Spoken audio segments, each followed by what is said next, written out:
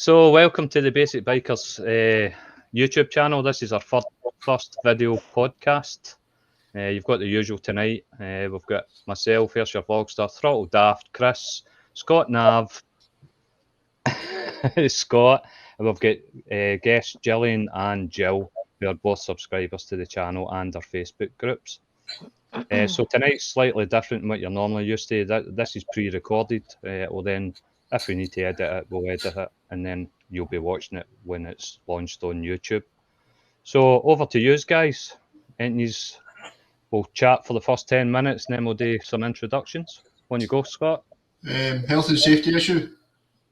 Gillian, that door behind you looks awful close. I'm kind of hoping nobody's going to come in your room and disturb you. If anybody comes out that room, that's my tumble dryer cupboard. I'll be running. We're safe then, we're alright. I'm happy. Take it away. Anybody any else health and safety concerns that we need to worry about before we continue? No? Sorry, another thing. Yeah. Jill, there's a cage on your door. Oh, can you see that? Is that a bird in it? It's actually it's a funny story. So I've got a godson, and anytime he's been in my house, he hides my remotes. So I put them up in the cage because he can't reach them.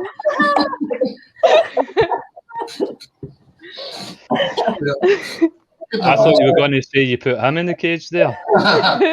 See, if I could, I would. Gillian, how are you tonight? You okay? All good? I'm good. I'm good. All good. All good. How about you? Everybody happy? Do we all have a beverage of some kind? I forgot about that. Oh, tipples. Budweiser, tipples. Oh, wine, good. Oh, what you got? Chris. I've got a cup of tar. Jill, you drinking it? No, I'm off it. Why? I don't really drink. All right, I thought there was a story behind it there. I see one time she locked her godson in that cage and she was when she was drunk. Forgot about him. So that's that sounds about right. That's all she knows to drink anyway. Chris, you all right? Yep. All good, mate. Just plodding on. Plodding on. Scott, how are you? Well, I'm not doing my Zumba tonight. I done my dance class with my daughter last night when I got home. I seen that video, mate. That was my wee hamstrings are a bit tight. So I'm going to say. And Jill, you're all good as well? I got the high points. Yep. You get the high points. So you're okay, Jill? Yep. Everything all right? Yep. Yeah, all good, all good. Surviving lockdown. Is everybody in furlough or no working there? I'm furloughed. Working. I'm working from home. I'm the lazy one. What is it you do, Gillian? I work with the DWP. What's that? You said that kind of... Department of Work and Pensions with child maintenance. Oh, right, cool. No, everybody's favourite subject. But not only that, you've also got the two weavings to contend with and homeschool. Aye, that's not going well. I'm not a teacher. That's what alcohol's for. I have become an alcoholic, like I'm moving it live. Every night. Is that what that cupboard behind you is for? Aye. Look, the rain's in. There's a cage inside. Read it. Honestly, no. I don't know how teachers can do it. I don't know. So I was quite fortunate enough to take December off, and we're all in lockdown. So I was getting up every day with the kids and doing the schoolwork and the housework and all that. But now I went back to work. Last week was my first week back, and it's a nightmare because Penny's now working. She's now working full time, well part time. Sorry, she works till about 12:30, 1 o'clock, and then, like you say, just try to fit everything in the days. It's not easy.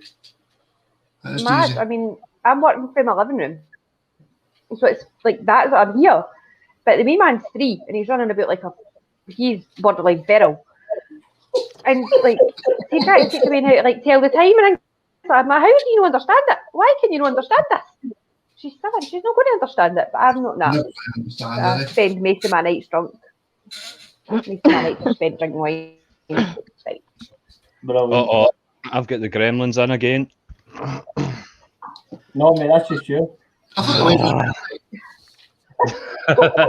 Oh, I'm going to tell her that. Maggie, I've got something to tell you. Lee's on. So what did I miss? Gillian hides her 2 kids in the closet when she's working. With the tumble dryer? Yep. That's why I'm not opening the door. There's a cage in there. We'll still be warm. Be nice and toasty in there. Can't hear the screams. So what is it you do, Jill? What is it you do? I'm a mechanical engineer, and I work in Faslane Naval Base. I've been kicked out of there.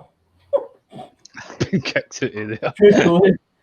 That does not surprise me. True story. What did you do? Oh, right, okay. I was walking about with his phone like that. A submarine, always escorted me off premises. So what do you spend your time working on then, mechanical engineer? So I work on the British fleet for the Royal Navy, all the submarines that come to Faslane, and I specialise in the combat systems, which is basically all your weapons. And are you allowed to talk about that? Just check. Too late. If I get you to sign this bit of paper. Yeah, pretty much. No, the Secret Act. There's not a lot to it. It sounds fancier than it is. You know, they're not as complicated as you might think. Just to back up that theory, I worked in Scotland on the Type 42 destroyers. Okay. And a guy had his phone, just like I said there. He was doing that, walking about taking pictures, well, trying to take pictures. He got arrested for treason.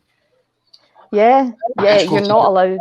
BAE. Yeah, you're absolutely not allowed phones anywhere near the fleet whatsoever. And if I got caught doing that, I'd be the same. I'd get arrested. Mental. We better stop talking about it, considering the FBI, CIA, and every other government agency's just tuned in now. My brother-in-law works for the he used to work for the MOD down in Bristol, and he couldn't even tell you how to even switch off the laptop. What he'd done down there, it was that secret. We just would not speak about it whatsoever. Nothing. And he was he was weapons for helicopters, and now he's up here, and he still can't talk about it. There's obviously there's a lot I can't say, but you know I'm allowed to say my job title, and you know, but that's probably as far.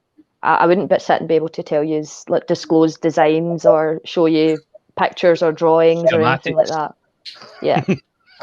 What if you accidentally turned your laptop on and left it right in front of the screen? She'd be dead by tomorrow. You would see a guy left. These are phaser. Just leave me your phaser, then I can get the fuel up now. Aye. Well, somebody's got to. That's it. My son works at Hunterson, and he deals with fueling, the fuel rods and that sort of side of it. And he very little information from him about what he does and how he goes about each day. So that's why we call him Mr. Burns. Because he works at the power station. Yeah. I actually worked there as well. I worked on the nuclear site in Hunterston. So I did, but I was the same. We couldn't take phones on or anything. But nothing. Being me, I just did. In fact, I used to FaceTime Scott actually when I was in it. So I did. Well, he deals with the fuel rods. No, new rods, get new fuel getting in, old fuel coming out. So, and then they take that fuel apart. Obviously, the spent fuel. So, but It's quite strange when you can't talk about anything that you do or how you go about it. So I can see where you're coming from. There's certain things you can say and certain things you can't. Yeah. It's just the way of the world, isn't it? You just say you're the submarine queen and then just walk away. Just drop the mic. Aye. Isn't it? Submarine queen. And you're done. Pretty Question. much. I know. I've just she's working in Faz Lane. I've just said my boy works for Hunterston. You've said you've worked in Hunterston. We're all going to get. This is definitely going to get You say that. with the wrong people. My I know. All that out actually. my own YouTube channel's made with bombs, so just you gotta be careful, yeah. This is We're going getting. to get sidetracked really quickly. We haven't even started yet, and it's getting Right, worse. Mark. 12 minutes, 30 seconds. Just completely delete the full lot of that. So we just start again. Fortunately, that coming behind you, be healthy safety thing. Just say you're a submarine queen and just revive it now, man. Yep. Right, we'll shift away from it. We'll go for the introductions now. Not that we need them, but we better do them anyway. So, Gillian, tell us a wee bit about yourself, what you do. Well, we know what you do now, Department of Work and Pensions, but what bikes you've had when you passed, anything you want to add. Your story. No, I done my CBT originally in August the first time. Just took me a long time to get into doing it. We've got a wee GSXR 125. It was wee. And as you know, I travelled all the way to Largs on it, which I was well impressed with. I've now got an ER6F, but it's in a garage because I can't stay away from the cones. So The cones. I can't get through the mod 1 because the cones keep chasing me. I'm telling you to move. Right. What cones? What They do. the zigzag or the? Swerving avoidance. Avoidance. No, or it's is- the swerving avoid. I'm telling you, that wee blue cone gets up and moves. Every time. 3 times I've done it. I've got It's a wee the tip for you, suicidal by And the then way. I've been for like, I had a suicidal cone. You'd have thought I learned the first time and I flattened it. No. See when Honestly. I was practicing my mod 1, I've passed for 3 years, well, 3 years, 4 months. But see when I was doing my mod 1, seeing the swerving avoidance when I was doing the training, I always clicked the cone. So on the day of the exam, I tucked my boot right into the engine casing and then done the swerving avoidance. I was pointed in like that, right in.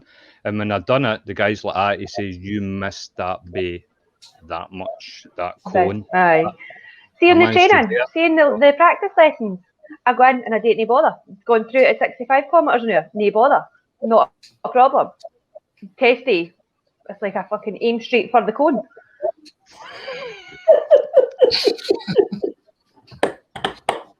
So I've got an ER6, but it lives in a garage and it doesn't get out to play. Maybe Right. once we get ungrounded, we'll be able to get out and doing it again. We'll see. And you can kick some cones. Might take another few attempts. My dad bought me cones for my Christmas and the Wayne sat them all out for me. Arsehole. I don't know. One of your Waynes done something, didn't they? They cracked their bike or something. They were?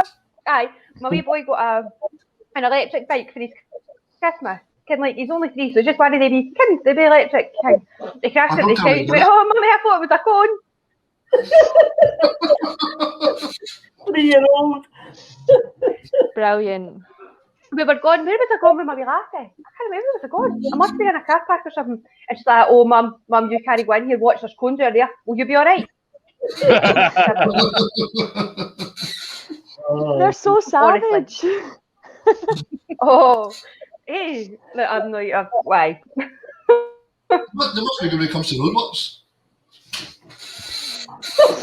By the way, it's a serious problem. I don't like cones. People hear a wee twang in your voice. Where was it that you travel from? Your 125 to Largs from? Grangemouth. What a tra- So we went to Grangemouth to Linwood. I left Linwood. I left Grangemouth at about 4:10, and I don't know what time we got to Largs at. But we went to Grangemouth to Linwood, and in that we were obviously, I was following a lassie who had set our map to tell us how to get there, avoiding the motorways. Taking one wrong turn, and the next thing we're on the M8. Riding up the M8, 3 wee fucking learners with L plates on, like that. Not meant to be here.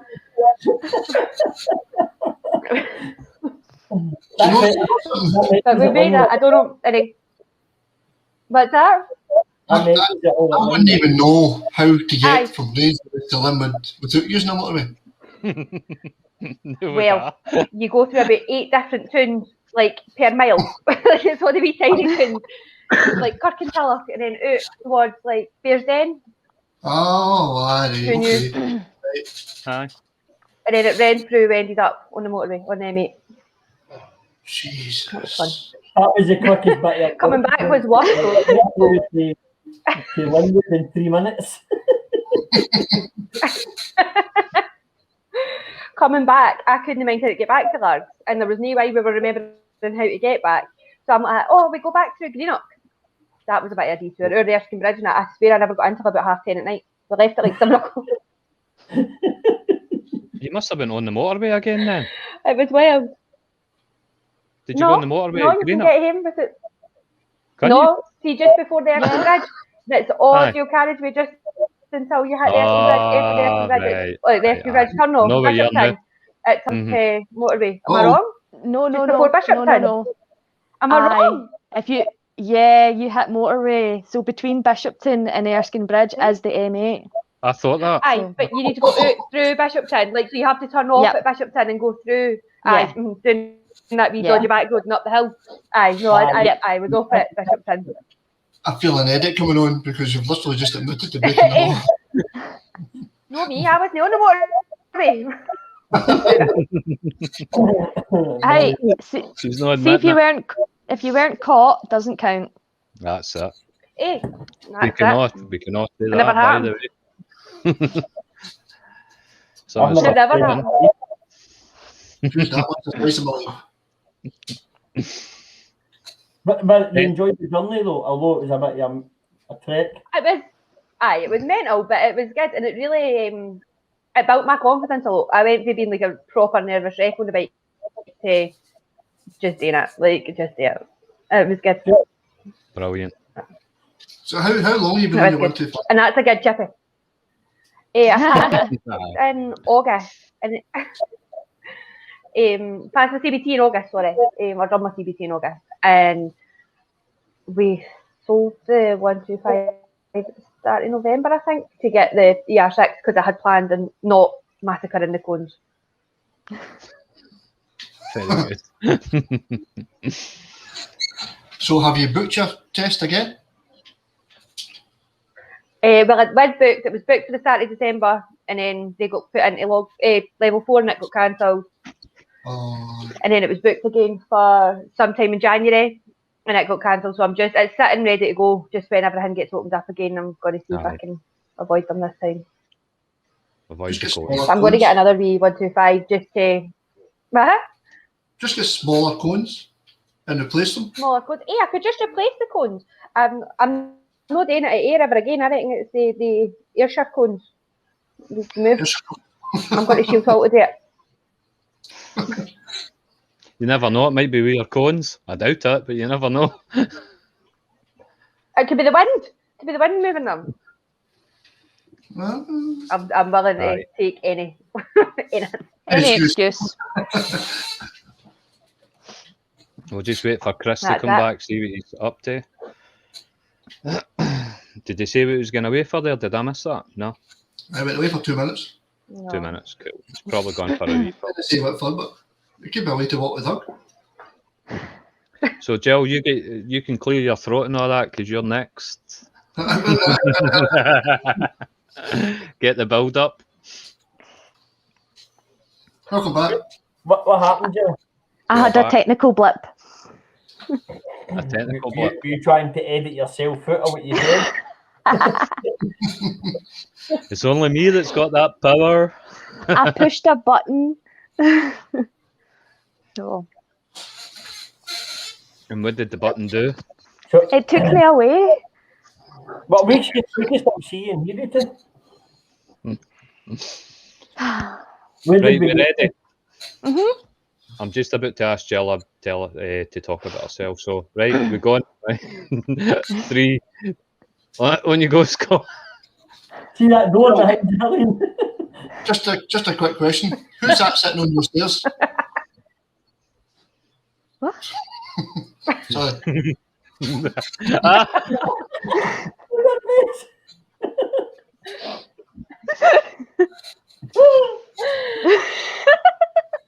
Fucking hell. Oh, right. Right, carry on. Right, Jill. We good? Right, Jill, it's your it's your turn. If you tell us a wee bit about yourself, when you passed your test, bikes, whatever, just whatever you want to talk about. On you go. Cool. Over to you. Thank you. So I done my CBT, I think, in 2018. And I rode about on a little YBR, Yamaha YBR 125. Yep. I had that for a year before I decided to take a big bike lesson, which was back in June 2019. And then I actually started my lessons using a phaser and ended up doing my tests with a Honda Hornet, which was actually quite a nice wee bike. I quite liked him. And I passed my test in August of that year, and ended up with a phaser 600 now. And I've also got a little project bike, which is a CB400 Super 4, a little Honda. It's a grey import. As of yesterday, that's now running for the first time in 20 years. So it's quite exciting.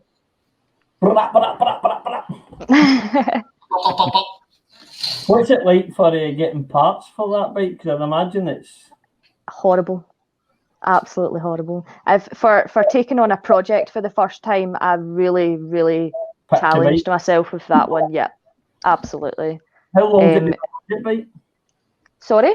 How long has it been a project bike? 14 months, but there's been like a lot of other factors in that as well, just due to try to get any commitment to get some work done. Also COVID as well, refraining from getting any work done, but it's getting there now, and the fact that I purchased it 14 months ago and actually got to ride it for the first time yesterday was really exciting. Good. Yeah. A de-restoration. Aye, been non-working. But then I've sold it in parts. And what about the phasers? The phaser ready to go when the summer comes? Oh no. So because I don't ride in the winter. I don't seek any enjoyment from riding in the winter. So I decided, right, that's going to be like a maintenance period for the phaser, and it started off as a general service, and it no longer looks like a bike anymore. It's really just a frame with an engine on it, and that's it. So, and if I need to get a move on with that. The biggest thing that's holding me back is temperature in the workshop because I need to paint. So, I need to get that sorted as well. Did you get sorted? Did you get sorted with your heater? I know you were looking for a heater. I'm still looking. So anybody watching that can get me a heater, even just to borrow, that would be grand. You're pointing me for? You pick up all sorts of sites. Well, hold on a minute. I'm trying to say here.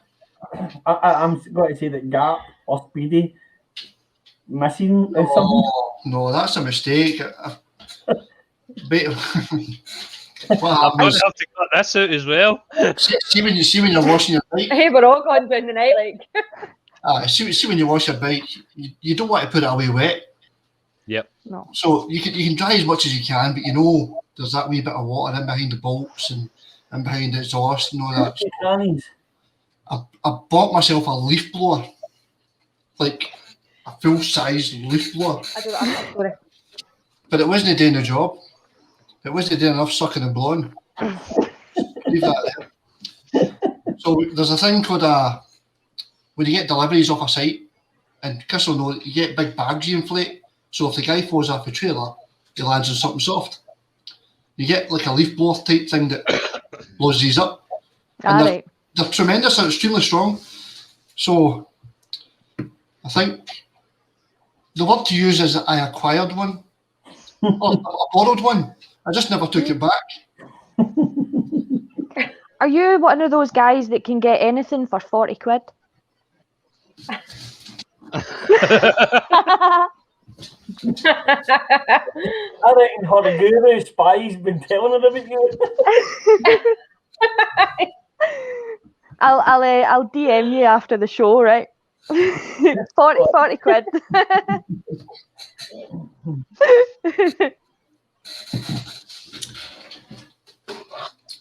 He's writing your name down. I'll go with Ashley next week.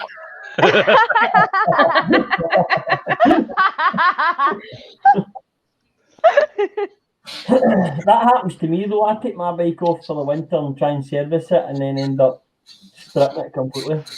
Yeah. Happens all the time.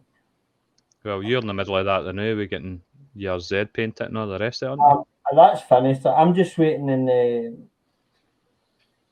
a spark, my spark mate. Mr. 40 quid. What 40 quid in it? I just give him a bottle of JD. I'm just waiting to Scott crimping my indicators and then it's finished. Ready to back in the road. Yeah. Cool. Right, do you fancy rattling through some of these questions then? No. Jillian, there's a few good ones for Jillian. Yes, there is. By a man. Yes. And I'm actually going to kick it off with that, even though we've talked about it, but I can't believe we could ask that question. I'm going to kick off with this. So, what you got to say then? Is there an act to avoid? The best way to avoid it, right? Is no take it. Aye, kick his head and get the kick out before you get in. I don't really think Gillian's the best person to ask that question to. She's not found it. I'm trying to take the cone team with me. I think that's aimed at us. Well, I gave my tip. Tuck your boot into the engine. He was trying to help me. No, was he? Aye. I think when you go in, Gillian, my advice is don't date in here because I'm telling you to take Ayrshire cones. Alright, so when you go in, just run over, grab that cone and just stick it right to your head and then that's it, man, it's out the road. I told the examiner, I said to him, I was like, see when I finally pass this, I'm coming to kick down every one of your fucking cones. He just laughed. It was funny. Is that guy Alan? Aye. The second time I done it, he came out and went, you know you're meant to miss that cone. He's not a pleasant guy, I don't like him. Oh man, you've just made it worse for the next time. I don't know how much to make it worse. Hey, no, he's my pal, I really like him. I'm not doing it unless I date at Shield Hall. Yeah, the far better at Shield Hall. I do have a question. Oh, on you go. So it's two Gillian. It's about obviously the hitting the cones. Now I know you get it when you're doing like the lessons and stuff like that, but see when they set it up in the test, down in Ayrshire, just so do you have the cone that you have to avoid, but do you also have the cone that's set further away from it? Yep. And do you look at the one furthest away from it? You do. And you still hit. I would like to tell you yes, because I know the theory behind missing the cone. I know how to miss the cone. I just don't seem to be able to miss the cone. It's just a nerve. In fact, it's a different situation. Do you know what it is? It is the nerves, because I could do it, no bother. But it's like, because I've got it in my head, and then because I've done it the first time, the second time going into it, it was like, right, I need to watch this cone, which then just put it right back at the start, do you know, and it's, I'll get there eventually. Yeah, I personally just building up a pile of Mod 1 failures. Personally, I got the little. When I done all my tests, because test conditions, I'm a nervous wreck all the time, and I just went to Holland and Barrett's and got the little cams and the little sweeties that you just soak Right. on. And they actually kind of mellowed me out to get through the tests, that's whether they So you- worked or not. Mhm. But You passed your test well drugged up. If it works How for are you you. telling us? That's- While on they were, drugs? That's they were against over the the law. counter. They were over the counter. Aye. So if you fail your test, just get some heroin. You'll be fine. get some drugs that'll sort you right out. Overdosed in multivitamins. Oh, We can't condone taking heroin or No, any we can't. other substance. I'm going to have to cut that out as well. Wheels. Oh, there's I have a Basic feeling- bikers do not condone drug taking in any form. Just so you know. I'm Right, going to you get a have that P45 in question, Monday. We'll all be locked up together. The avoiding the knack of avoiding cones is just to miss them. That's Don't- Heard. So I have heard. I don't think there's a knack to it. I just think you're just shaving it. Obviously, you need to go a wee bit wider. As I say, the first That's time it. I flattened it, right, there's no two ways about that. I went right over the top of it, like, I had to get a new cone.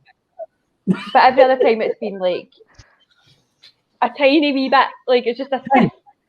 Right, I've got a I think solution. I prefer telling the cone. Go to an empty car park, get the two lanes, and then ride in between them. And then you always have to miss them. I'd probably aim for the wee fuckers. The Basic Bikers does not condone using your children as cones.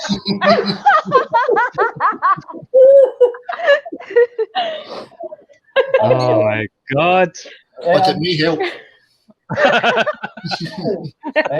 Any It's solutions? stress relief and all. Jesus, right, next question, Mark. Next question is for Jill. For Amy, is it? Amy. Amy? Aye, Amy. Yeah. Docherty. Jill, why don't you listen? Why did you not listen to me years ago and get a bike? So there you go. Yes, I do actually have an answer for that. So I think I was roughly about 21 and I actually went for a CBT. And I won't mention the school or anything like that because that's not fair. But basically, I turned up to the school to sit my CBT, and the class Drugged up. drugged up.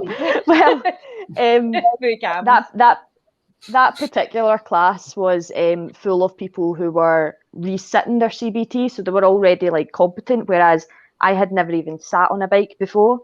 And I just wasn't getting the accommodation I felt I should have. I got a bit of a fright on the training pad and I just sort of like kiboshed it for a few years until the opportunity came along again and I went for it. I can relate to that because when I turned up, I'd done mine as a direct access, so it was done over the space of a month. So I was on the 125 for I think 4 lessons, and then Pauline put me on the big bike. And the very second I sat on the big bike, which was a 600F, I thought instantly I've made a big mistake. I've made a big mistake. I'm no any way, shape or form ready for this. And I felt completely at my depth instantly. And I had literally 2 lessons before I sat my mod one. And I felt fish out of water. Yeah. So it just puts your confidence just goes from up here to down there instantly. I was petrified. I'm not even going to admit it. I was petrified. My glasses were steaming up and everything. That's an issue, by the way. That is It's a real issue, especially at traffic lights. When your visor steams up and then your glasses steam up. You can't see fuck all. Nightmare. What? You want to make So, Amy, that's why you're going to do it, because the training school were not very nice. Mark's Yeah. might edit this bit. Who was it? I won't say. I've heard a lot of people say that they've went to that school and it's been great, but personal experience, I felt that the instructor just didn't have the time or the patience for me. But the other 3 that were there were resitting CBTs. They were flying through it. They were riding rings round me, and it was just like, you know what? Nah, it wasn't wasn't ideal. Yeah. Oh, definitely. Aye, Mm-hmm. absolutely. Right, this next question is gonna I'll probably need to edit everything out of this once we answer it, okay? But we'll go with the question. We'll see how much editing it requires. Oh, this is interesting.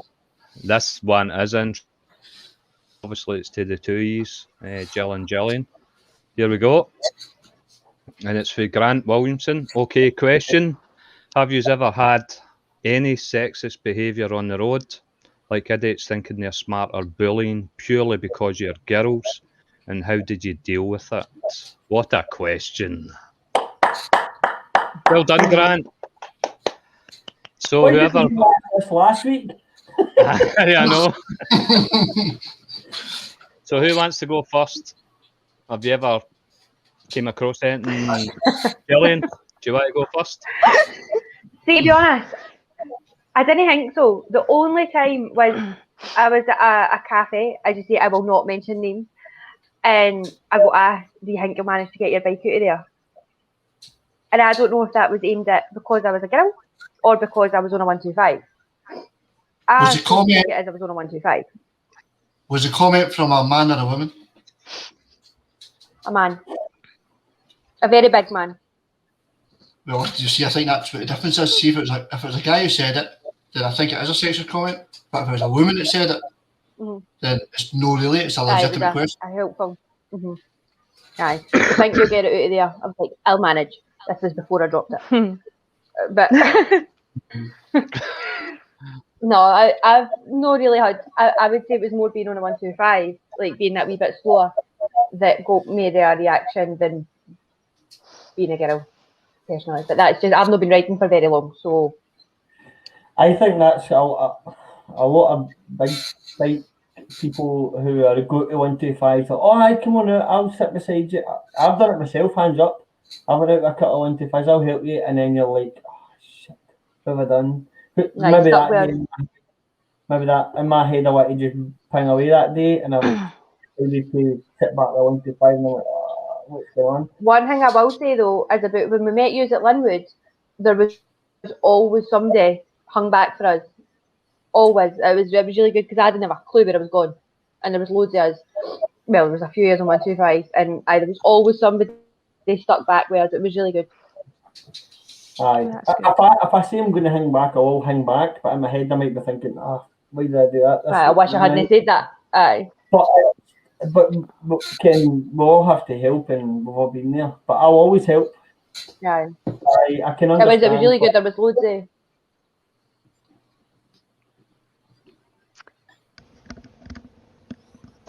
So I went quiet there.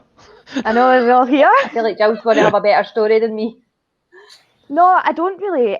So obviously Grant has aimed the question. I think he said, hold on, question, have you ever had sexist behaviour on the road?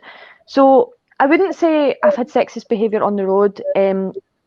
One of the things that has commonly been said, and it's been said to myself, and it's actually also been said to Hayley, who a lot of you know as well. And it's from non-biker people. There's been passerbys when we're parked up, and they automatically assume they'll turn around and go, "Oh, nice bike. I take it it's a 125," and they automatically assume that we're on small bikes. And that's not to take away from anybody that is still on a 125. I spent a year on a 125, but it's an automatic assumption that gets made quite regularly that we're on actually a lot smaller bikes than we actually are. Do you think that's because you're a female?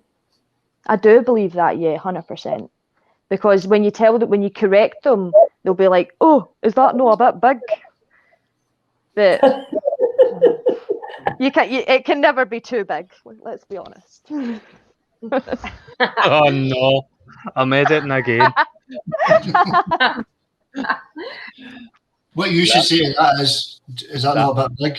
That is staying in, by the way. That's definitely staying in, that comment.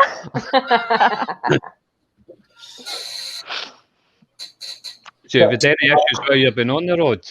Like, I don't know, can they tell if it's, well, can you tell I if it's don't imagine if driving? one of the Right, girls wears her hair on, like, loose, their hair, I think there's no reason you can really tell there's a woman on it. Or I've got my wee girl or one of those wee suction cup things with a big massive ponytail for her helmet. You can actually tell. See, I want to delve deeper into that question, because this is a question I've had conversations at large with female riders and a few times actually about this. See, in terms of you're part of the basic biker, so what drew you to the group? Because our group's got quite a high percentage of female riders, and has there been problems with other groups which you might not have had, but people have spoke to me about this, because we've obviously got our own group. Has there anything happened anywhere else, and what drew you to the basic bikers group? Because we were brand new in July we launched it. Whoever wants to go first. Yeah, I'll kick off. So I was on, I think I had just joined one of the Scottish biker pages, and I had put like the usual wee intro post with a picture of the bike and stuff. And Chris actually just jumped on and poached us and says, no, join this group instead. So and that's exactly what I did. I jumped onto the basic bikers, and I think one of the things that's actually keeping that group so active is you guys, because yous are still, even though it's winter time and it's quieting down, we're not many people out riding as much. We're still doing things to keep the page active, and a lot of other pages sort of like die out a little bit. And not as much activity and not as much a variation of activity as well, which keeps me drawn to the basic bikers. I sort of wish the basic bikers was there when I was on the 125, because I was jelly no mates when I was on L plates, and I'd have loved to have met other riders. I didn't actually meet riders until I actually went back to the training school and got my full license as well. Right. So there's been, me personally, I've not had any off-putting experiences from the basic bikers or any other page yet that would like put me off like sticking being with subscribed. that page. Aye. Yeah. Gillian, how do you feel? Oh, on you go. No, Finish. I'm good. I'm done. I don't even know actually how I came across the basic bikers. It was just I was looking to do my CBT, and for some reason it just appeared up on Facebook. It must have just been one of them that you talk about it and the next thing it appears kind of thing. I honestly don't know, but put a post on asking just for a wee bit of advice, and everybody was like dead quick to give that wee bit support. Like, and there was no like, oh, didn't be silly, and blah, blah. And then I got invited to the beginners group, and the banter on there's just brilliant. It lightens up my day sometimes. I do love I've that. never had any problems. Oh, honestly, like it's great funny. Like somebody just think I'm just going to message random crap. You're one of the most active people on that group. Sorry. On you go. No, Gillian is. She's one of the most outspoken people on the group, and that sort of keeps that alive as well. Because again, it's winter time and things go a bit quiet. People just start to leave groups because they're not actually like involved with their bikes at this time of year. But it's good that we're still using it as banter as well. And yeah, Gillian definitely. And do you know that way, like puts a when I like every time I went on it to say something like failed my mod one or whatever, everybody was always there to be like, oh, that's chat, but try and get better next time. And it's you know, it's a bit of fun. Like I think it's a great wee chat. I think that group works because everybody's in the same boat. I think they might not go on the same level, but they're all in the same mind frame of what they're trying to do. Aye. They're trying to build their confidence up, trying to get things done, and they're all there to help each other. I think that's how that works best. Yeah, it has been really good. Jill is, but I'll give Jill a props. But I can't remember, somebody talked the other day there about they wanted to upgrade a bolt, and within seconds went bump. Jill was like 10 mil. 15 and honest to God, for somebody who's not been on a bike long, I've seen people asking questions within seconds. She just seems to bump. She gives the answer. Very good. Thank you. I was very impressed with that. Very impressed. So was I. Thank you. Right, next question. Here we go. Heather Bryson, what's the funniest, scariest, or most memorable moment you've had whilst on the bike? Who wants to go first? I'll Right, go. Scott, when you go. No, he's joking. Right, when you go. Right, his helmet every time his jits are fucking 30 pieces. That's the funniest thing ever. Now, not at the time. But, my first bike was a GSXR 600, and obviously, Greenock, certain size, East Ayrshire, North Ayrshire, South Ayrshire. See the ring round Kilmarnock? About a mile out. The Dixon never went past that ring. I think the furthest I got was Udvin to meet Mark. No, I never even made that. I went to McDonald's and I could have ate. I never even made it there. See, I've got an AGB helmet with a chicken on it, the Valentino Rossi replica. It's been in quite a few hedges. Right. To say the least. That's some of my funniest moments. Chickens do fly. I was going to say, that's the funniest. Some of my funniest moments is watching a chicken helmet just fly half a minute and land in a bush. Thanks, mate. Got me right to feels. See when I was there and you done that, that was at Stevenson. I think that was my second time meeting you, maybe my third time. I got off the bike to go and say hello to Scott, because Scott's quite is that guy? Scott's quite a huggable person. He's a really nice guy, right? So my first meeting with him went really well. So as I was walking up, as he jumped off the bike, spun round and flung the helmet, and I promptly spun round and started walking back to my bike, going, "Nah, I'm never near him." I remember that well at Stevenson, man. That was something else. I'm a very functional person. See, if something's made to do something, but do its job, I expect it to do that thing. And if it doesn't do that thing, helmet, hedge. That's the end of it, isn't it? Do you know what it is? But did you see the guy that came across for the car park? What happened is my rear brake caliper seized up with the brake on. So it was kind of like a certain Fireblade at Fort William. There was smoke bellowing at the back of it. The guy came over with a can of WD-40 and started spraying the leaf in my back wheel. And I wasn't quite sure what I was more upset about, flinging my helmet through the hedge or the guy spraying lubricant all over my back wheel. Aye. It was a joint effort, I believe. Oh, aye. But anyway, that question was aimed at you, not me. I just took over that kind of thing. I think your story's funnier though. So,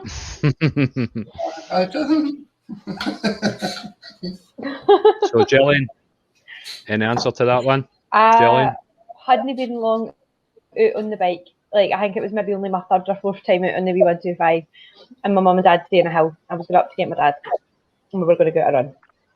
So I thought, right, I'll go up to the top of this hill and I'll use him. And then I thought, oh, I'm on a bike, I can get out in front of this person. And then I thought, oh fuck, no I can't. I didn't know how to ride this properly. And I toppled off. Like, I just kind of, it wasn't even a crash, it was nothing. I literally stopped and toppled over. And then the next thing there was like guys running down the street like, oh no, she's still off her bike. And I'm like, please just leave me. trying to pick it up. The wife's out the car trying to help me pick it up. My dad's toddling up the road, like not even bothered his backside. There I'm trying to pick this bike up like that. Is that heavy? Hell no, but I'm weak. It was, do you know what I mean? Like I just wanted the ground to actually follow me up. It was hilarious. Looking back, it was been hilarious to watch. It was like, yeah. It's a learning curve. It's a learning curve. That's it, exactly. It was. Catch, It was. catches Trying you to off try and cut guard. out in front of the hun because you can't do it. Jill, any stories? Well, I was actually wondering, is this 3 different questions or one Well, question? you can elaborate. You do what you want with it. Yeah. If you've got an answer for each one, Carry on. I mean, the funniest. I don't have stories like you guys, because the kind of funny moments I've had have been more just sort of little inside jokes. So one that kind of stands out is so those who know, like, me and Hayley kick about together quite a lot, and we've both got like matching bikes, although hers is Days of Friends. So we were like there was roadworks up ahead, so we started to get like quite a tail of traffic, but we were towards the front at a set of temporary lights. But the way we had sort of pulled up together, we were like a little bit far apart. So the two of us are trying to speak to each other, and we're both like, what?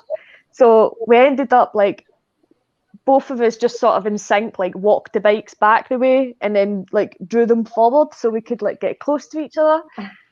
But the two of us actually couldn't get any words out. The two of us just ended up bursting into giggles of laughter, because we're then thinking, I wonder what that car behind us thinking. Do you know what I mean? Just the two of us, just like we're matching, we're Days of Friends, and we ended up just giggling for ages, to the point where we were actually struggling to like move back off again once traffic started flowing.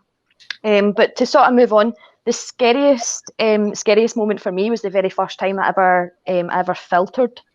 And I'm sure we're all experienced like busy Loch Lomond traffic after a nice sunny day and on the way home, and there's this big long tailback that goes for miles. So bikers filter down filter down past it's obviously like single way, and the cars on my side were fine. They were making way and stuff like that.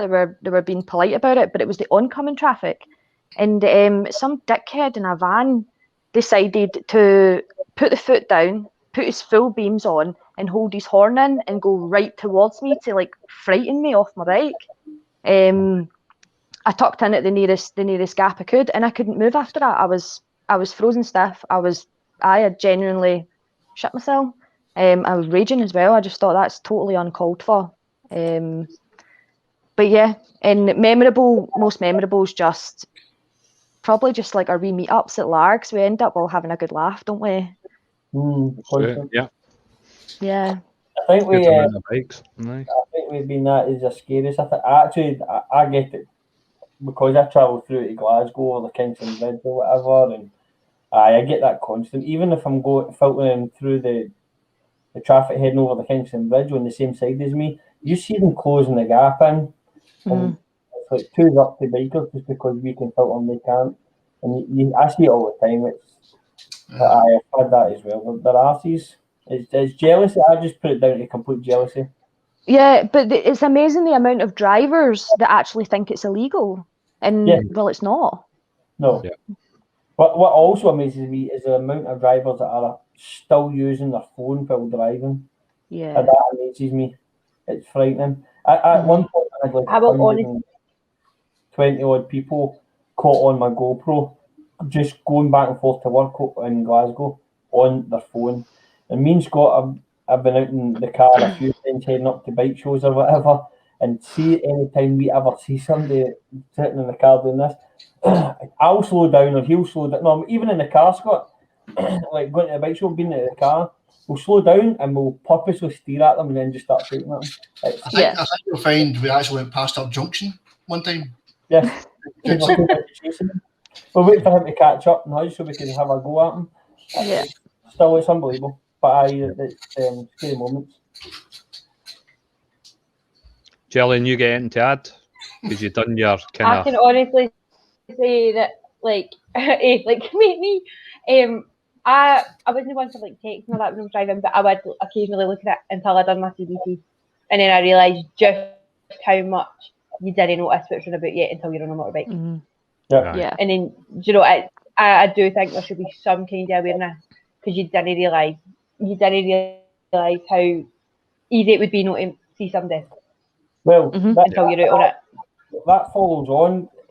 Matt, if you get Z-Head's question up, the very last question, put Yeah. how you question it now, because it actually follows on pretty much what Gillian's just saying there.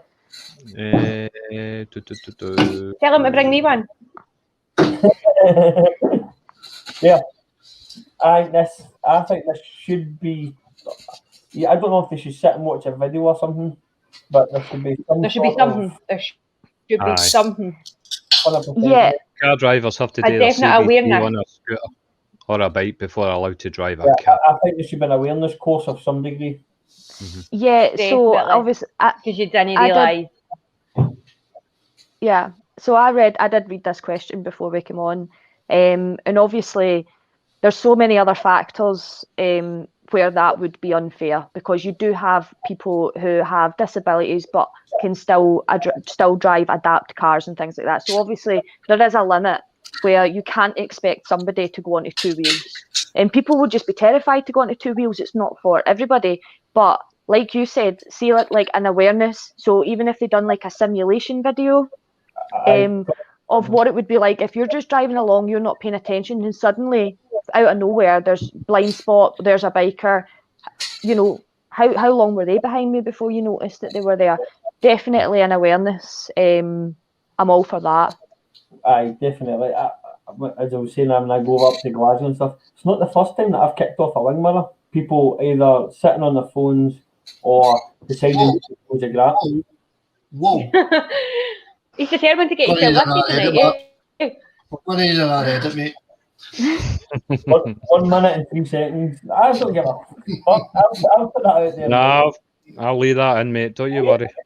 Because anybody that I see on the Kingston Bridge, 74, 73, whatever, and I see them hanging, they start closing the gap to make my life come to a danger, my foot's going straight through your wing mirror. So, and they're more than welcome to catch a plate, because this face doesn't care. See what I've noticed, but when I'm talking about filtering, just to fling it in there, is see when you overtake a cyclist, right? There's a big thing going on now that you've got to give them enough room and all that, right? I've been filtering when somebody's closed the gap on me and there's been a police car 3 behind them. Nothing. Nothing. So when I was filtering Rutherglen, M74 bypass kind of bit, and there's a truck and 2 cars side by side, and I was filtering, and the guy in the front closed the gap, as you say. Aye. The police told me for putting myself in a dangerous position. They stopped me for putting, and I, the only reason you've put yourself in a dangerous position is because the car driver's moved in to close the gap. It's so. Well, I said it's a perfect legal activity. The guy in front, who he couldn't see, had closed the gap. Hence why I had to stop halfway in between the truck and the 2 cars. And he said that's me putting myself in a dangerous position.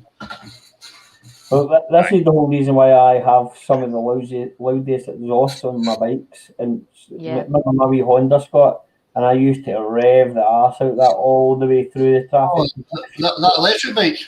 I refuse to let anybody put my life at risk. So if it means that I need to put a rev bomb all the way up across the Kingston Bridge, I'll do it.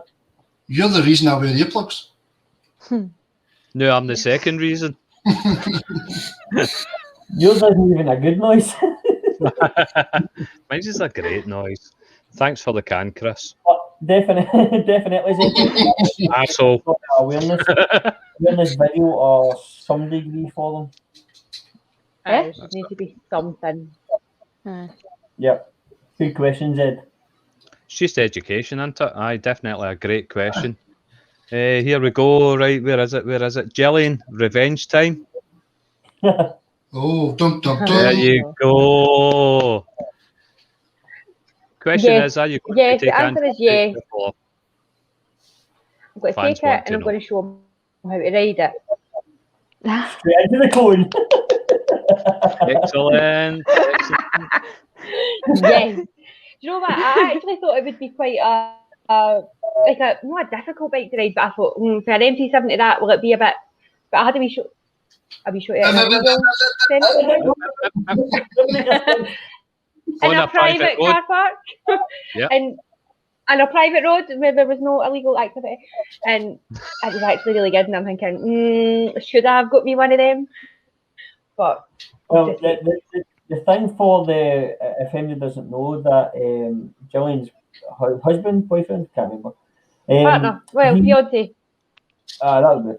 He actually has a street triple, so he does, and the street triple is classed as the best overall naked bike on the road. Yep. The flip side of that is we both done our CBT about a month apart.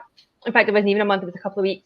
And all the way through it, I kept saying, "I'm going to get my license before you. I'm going to get my license before you. I'm going to kick your ass." He kicked the cone once. I've done it 3 fucking times.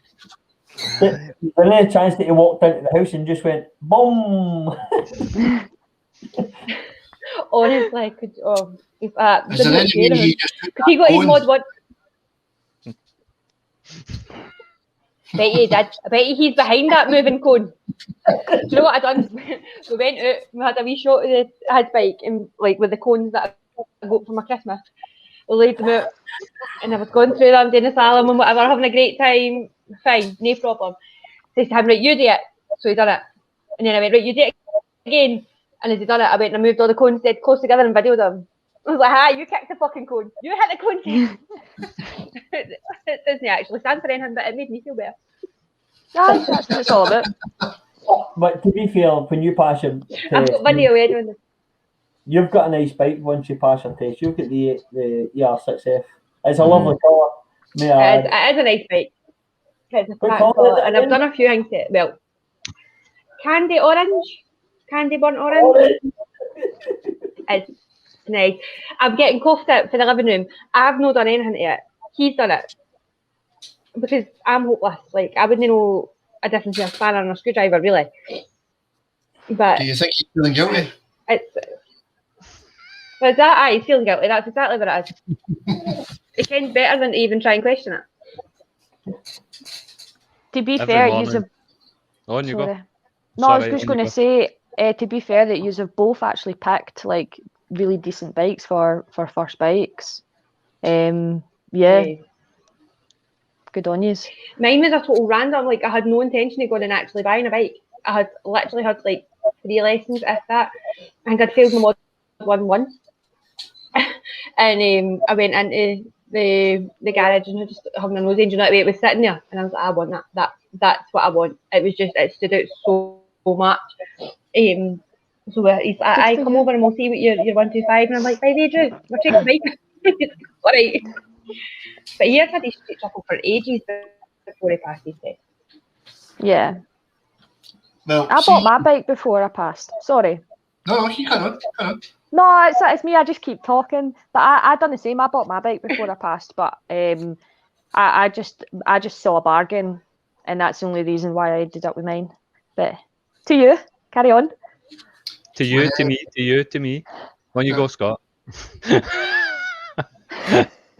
When I was, my Jigsaw was having problems and it just steadily got worse and worse. A few personal issues means I couldn't get rid of the bike and buy a new bike, just money wise, just wouldn't be right. But when the time came, I seen the MT10, the fluoro and orange, ice fluoro. Yep. Seen it at the bike show, and we went back to it 2 or 3 times and sat on it.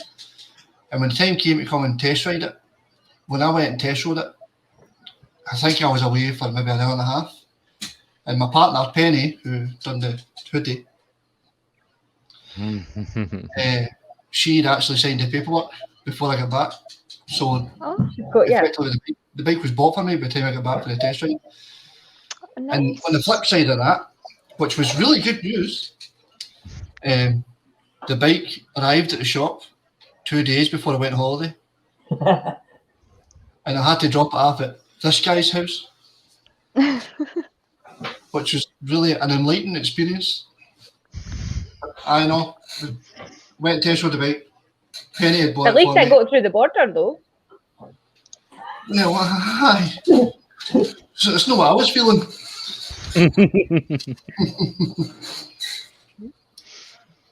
Right, you ready for the next question? Aye. Mhm. Right. This has come up in every live stream. Robert Quinn, have you ever put diesel in your tank? No.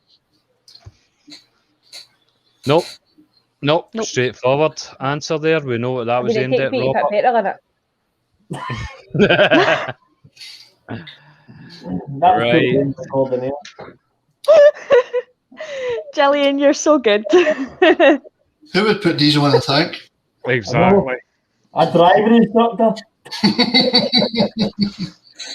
The Basic Bikers does not endorse putting diesel in your tank. A diesel Fireblade. It's not your bike, it's somebody else's. I like just Right. Oh. It was just walking out the door. By the way, that was why I felt the need to say that. Right, this next question is from Ross Dominic. And it is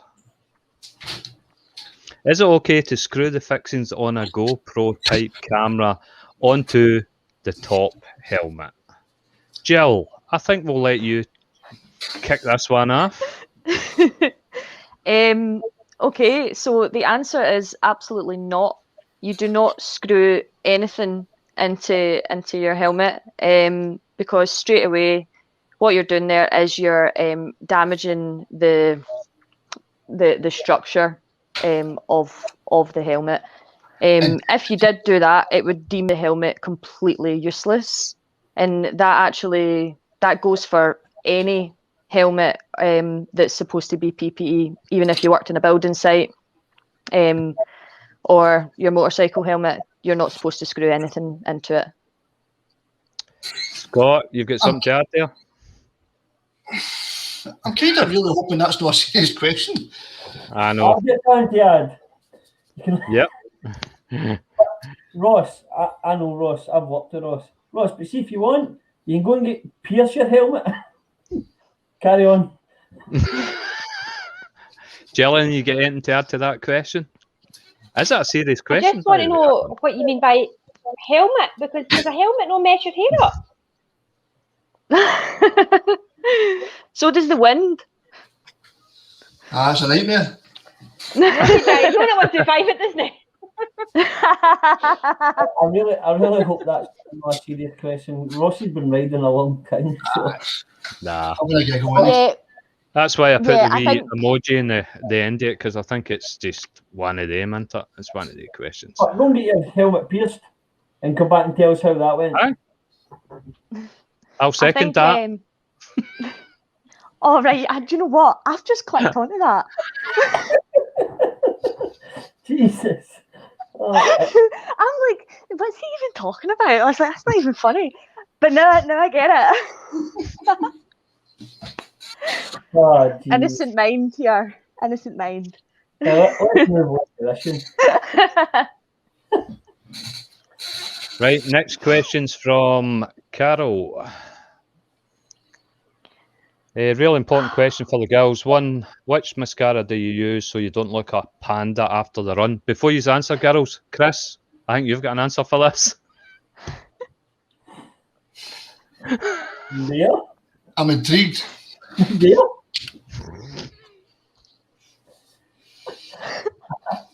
Right, hold on, I'm lost. Do you not put mascara on when you're going for your vroom, vroom, vroom? Aye, mine just like, I don't know an answer for it. No, what's that? Have you got a separate WhatsApp group? Aye, I'm not in it. Are you definitely not out? It's only Christine. It's not midnight yet. It's on the Christine. Have we got a watershed for this kind of information, have you? Hey, if anybody actually knows Carol, this definitely isn't a serious question. No. No. Yeah, we know Carol, and yeah, it's definitely not a serious question. But on the other side of that, do you wear makeup when you're riding? With your helmet and all that one? Right, hold on. No. Second question. Well, there you go. How do you get the foundation off your helmet liners without removing and sticking them in the machine? Although this isn't a serious question should- from Carol, there might actually be women out there that want to know. Oh, yeah, definitely. The first lesson I ever went for, I was at my work, full face of makeup, like proper done up. I got a phone call, can you be here for 4 o'clock? We've had a cancellation. Drew, you meet me up at Jim Allen's with your helmet, because I didn't have any mind stuff, because it was meant to be weeks in the line. So, helmet on, roasting hot day, got home, the helmet was caked in makeup. I've never seen anybody just raging in my life. But it had to get stripped right down to like everything and get washed because it was horrid. So I don't think there is any foundation in the world that's going to stay on your face and on the helmet. Good answer. Jill, anything to add? No? I mean, I guess it's more aimed at those who actually, it's just personally, I don't actually really wear a lot of makeup. So no, nothing to add. I do wear makeup. I do wear makeup when I'm out. I think mascara, if you've got your lid flipped up, it's inevitable. Waterproof or not, it will still run. But yeah, nothing else to add. Cool. Next one. Thanks, Carol. Good answer. Aye, thanks, Carol. Since you Cheers, never got your Carol. first question answered that you gave us a hard time about. First question asked, actually, in the last week's live stream. So, Heather, what's... He's away in that what is cupboard. Oh. Don't let the veins out. Keep them in there and wear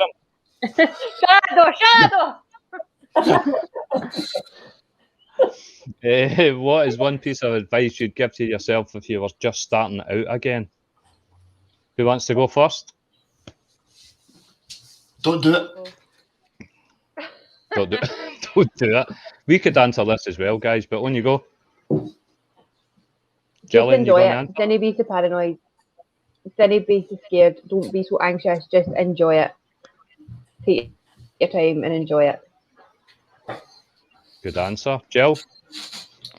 I think if it was me, if I was just starting out again, I'd probably have tried to make some more, like join bike groups sooner on Facebook and try to make some friends, because definitely at the start it was quite a lonely experience. And I think if I had met fellow 125ers, I would have probably done it sooner, like even booked my test sooner. I probably wouldn't have sat a year just bimbling about on a 125.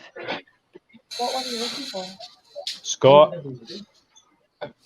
When I first started I bought my bike. I bought my bike as a tool rather than for the pleasure side of things, the hobbyist side. I don't like traffic very much.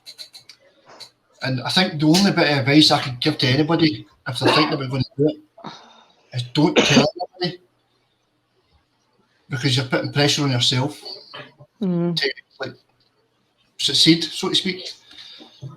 I don't tell anybody anything anyway, but I wouldn't tell anybody if I was going to go and sit a test, because see if you fail it, then you're going to look a wee bit silly. If you're going to say, build yourself up, you're going to be your own confidence thing. I would keep it all to yourself. And, like, the only person that knew that I was doing my bike test was Penny.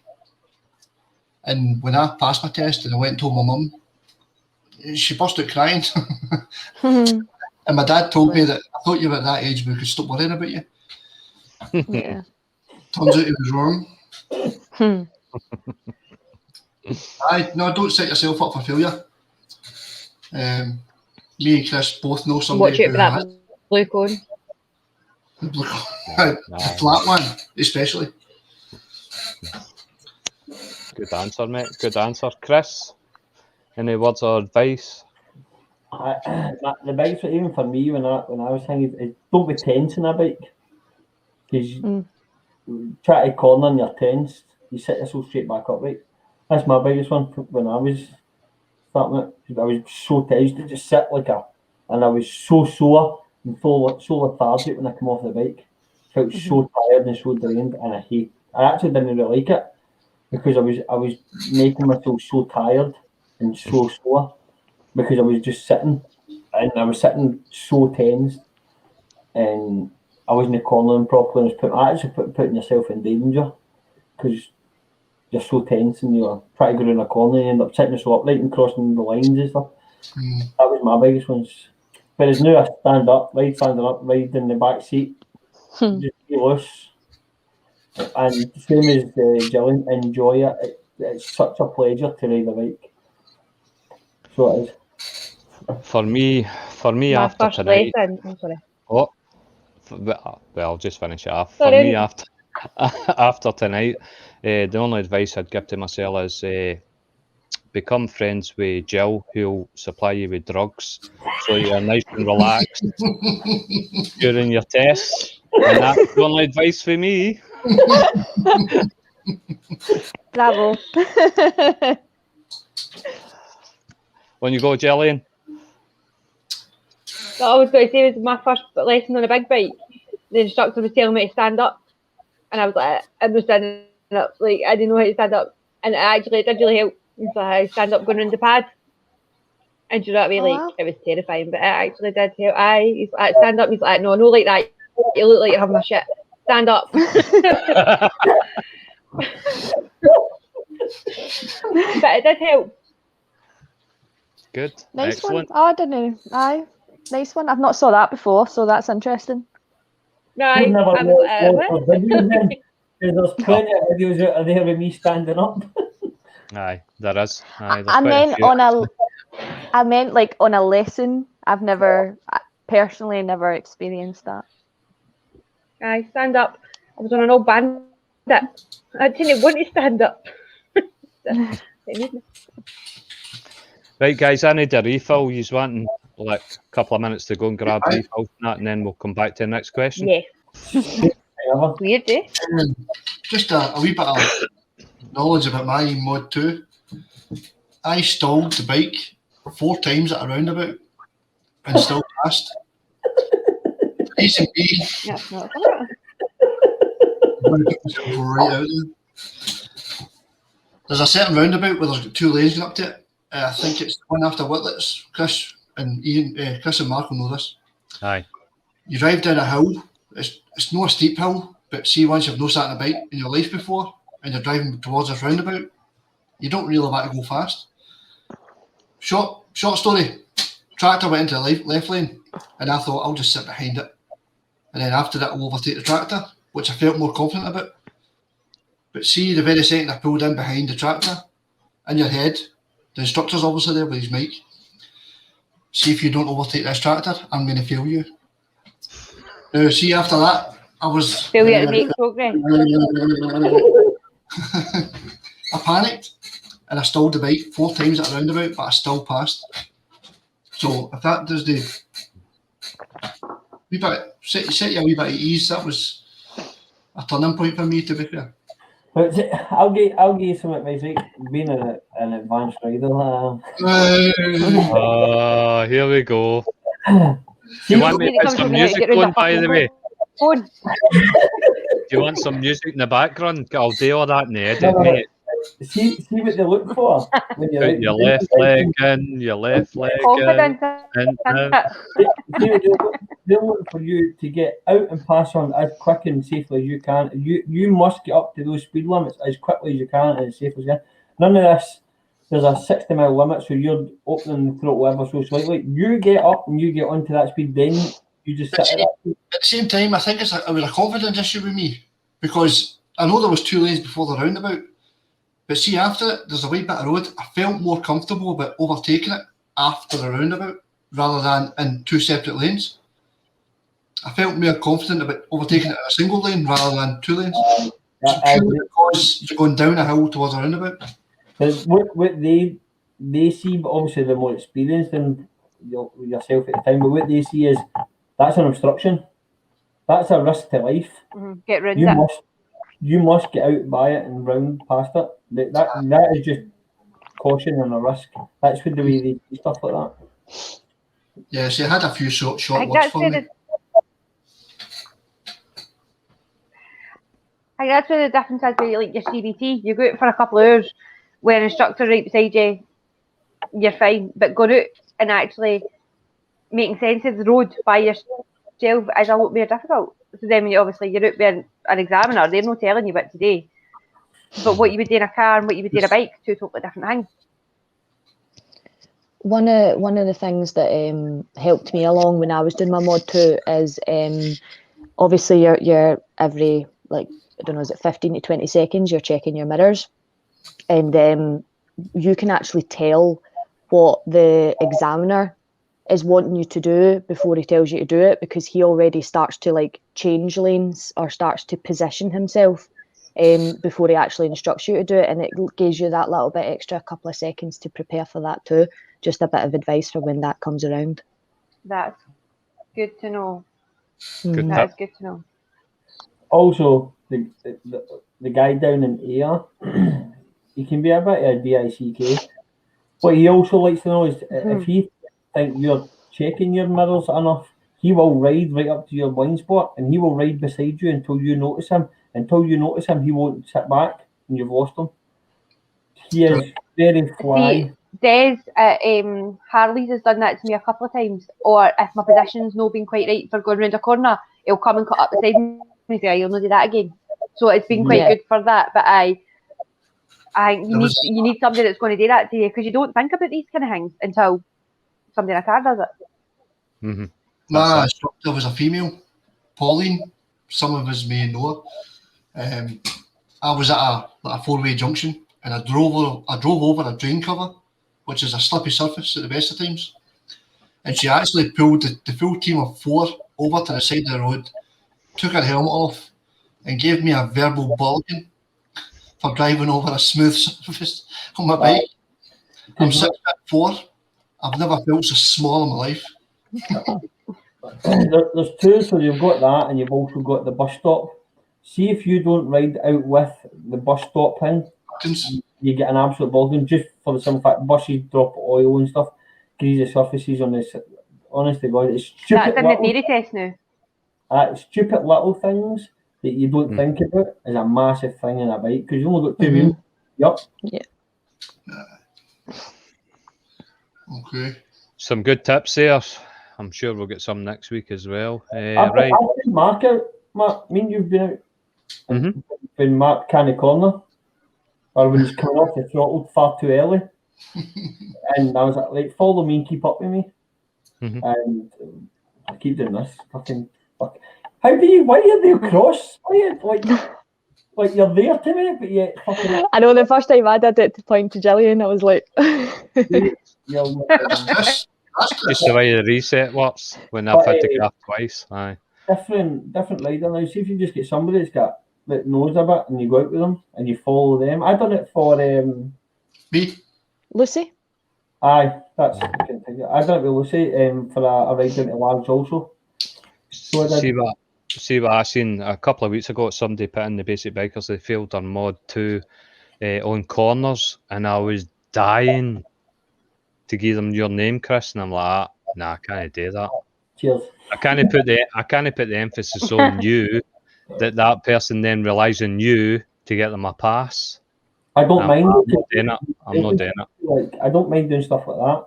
But he failed it on corners, by the way. He got hesitant in corners. That's what he failed on. But that was like you before.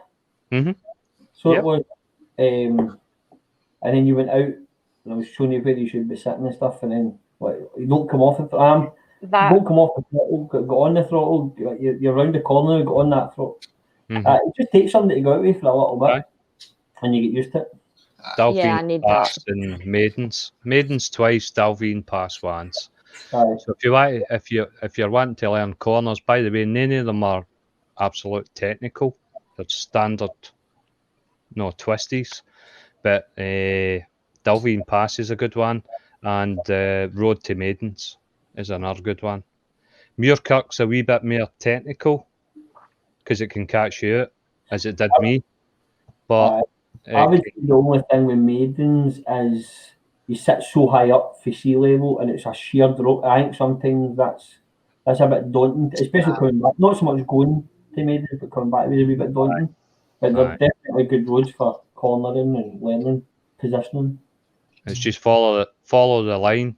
He does that. Well, Chris is quite good at it. He does an average speed. It's not too fast. It's not too slow. He does an average speed, and you just follow the line that goes in. So that was last year we done all that. What kind of average speed are you talking about? Well, with Chris, it's within the I think you national. come past me on the way to lads, like. I think it's between 90 and 190. That's his more technical. That's the more technical side. But when he's trying to teach you something, he stays within the nationals, mate. Well. It's close to a wee bit over, but not too much. No, if you're there to teach somebody cornering, it's something it's life saving. Cornering is life saving. That's the way I see it. Positioning is life saving in cornering. So if you're teaching somebody, or not so much teaching, but just helping them, you've got to. Anybody can go fast in a straight line. Exactly. I've went fast in a straight line. I can't go around that fast in a corner. Well, I can now. I can now, but I couldn't. Though is people are going fast in a straight line, and all of a sudden it's bump on ankles, and everybody's like this. It's a shock to the system. Mm-hmm. So I found a few runouts where everybody's at a relative competent speed in a straight line. If she wants to cut a corner, like the third person in is absolutely slamming on the anchors. It catches you off guard because everybody's doing the same speed, and then suddenly this one person. You expect everybody who's going at the same speed to be near enough to a certain level, but it sometimes catches you off guard. Mm-hmm. Absolutely. It takes just somebody with a bit of knowledge to help you, and the difference it can make. Even listen, it's not we're talking 5 ride-outs, just me and you, Mark. Mm-hmm. The difference is just nuts. Aye. Are you trying to tell me you two are good at yourselves and not me? Is that what we're getting at? just to let you know, me and Mark's carrying chat. Aye. But the Dalveen Pass, we done it with Fireblade, Suzuki 750, and the guy in the Fireblade was absolutely mental. And that's, you said to me that day, well, let them go. We'll do some. Mm-hmm. We'll do some position, and take the corner, and all the rest. They weren't even at the other side any quicker than us. Nah. Because the speed they're going at, they hadn't hit ankles harder. And I've got a great video of it, but I had something that hit the camera screen, so there's this big blob in the middle, but I had a cracking video of me and Chris doing that, where he's in front, then I go in front, he's sitting behind me the whole time, and that, for me, I'm hammering it, right, but I wasn't really hammering it. Chris is probably having a fag and a cup of tea behind me, you know what I mean? Just arsing about while I think I'm hammering the corners and all the rest of it. It was a good. That was a good night out. That was good. To be fair, so I done it for Lucy and I was talking to her, and I think she benefited from it. Oh, it was only the one, so. At the end of the day, we should all be helping each other anyway. Immaterial if it's 125, whether it's big bike, whether it's Mod 1, Mod 2, CBT. It doesn't matter what it is. That's kind of why this was kind of set up in the first place. What was the reason for the basic bikers name? Basically bikers. We're just basically bikers. We're not anything special. We're no track aces. We're no this. We're no that. We're just. He's special. Well. Mm-hmm. Special needs. I think I'll go back to what you said earlier on, also being in other groups and whatever, that you find cliquiness. Find it in every group. It probably is in our group somewhere, but I have noticed that. I'll stay away from that though. But there's just quickiness and there's too much quickiness. Whereas we started this because we just like help. We just help folk. If we can, we will. Just simple as that. It's the social side of this that really impresses me. It doesn't matter who you are, where you're from, what you do. We're all there for the same reason. There's no particulars in amongst it. I think that's why I like doing this so much just now, because also lockdown is just killing everything. You can't see people. At least with this, there's this way. Jill, we see her all the time at Largs. And when was the last time you actually seen her? It was away last year. Do you know what I mean? It's like Grant and Robert. Grant and Robert you would usually see minimum once a week. Mm-hmm. And then all of a sudden you've not seen them. And last time me and Scott saw Robert was the Fort William one. The last time I saw Grant was at Largs one night. I really enjoyed catching up with people, and this has helped. I was down here. Grant was down here standing up. Oh, we Grant. All the time. Question. Next question. Is that a couple? Yep, I've got two more. So, Heather Bryson, if you could only have one bike the rest of your life, what would it be? We've already answered this question. Gillian, it doesn't matter if you're on a 125 at the moment or whatever. If you could have one bike for the rest of your life, what would you pick? So, go for it. AGPTEK. What? I think they're cool. This is what I'm saying. I've not got a great knowledge of what's what, but I think they're amazing. I've never known one. Scott was talking about whiskey. Get in that door. Get in that door. In all fairness, I was not expecting that answer. There was that. That's one of the biggest, heaviest bikes you could. Was your Planet? Aye. Right, well, I need to get my legs up. The muscle's gone. That's a good answer. I don't know. As I said, I didn't know. I've been on about 4 bikes. That's it. No, that's a good answer. No, I'm happy to leave that one right there. That's fine. Me too. Maybe I should take Drew's triumph and just leave it at that.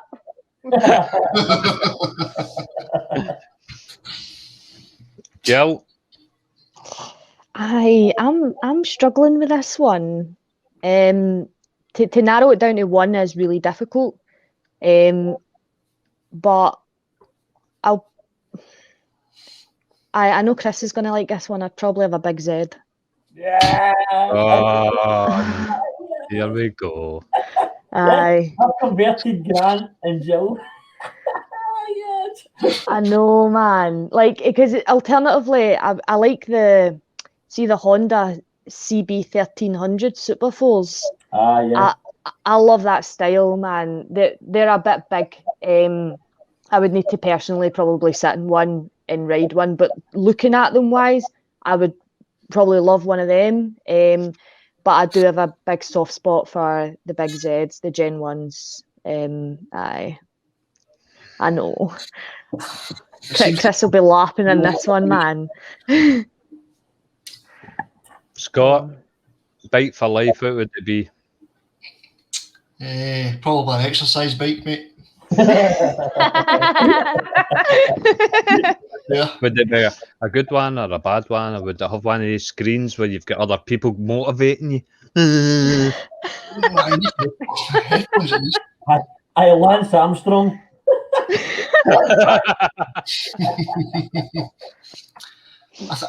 I'm still drawn to the Triumph Tiger. I sat on, I think, my first bike show, I think. No chance. No way, mate. 4. I don't fit on a Grom.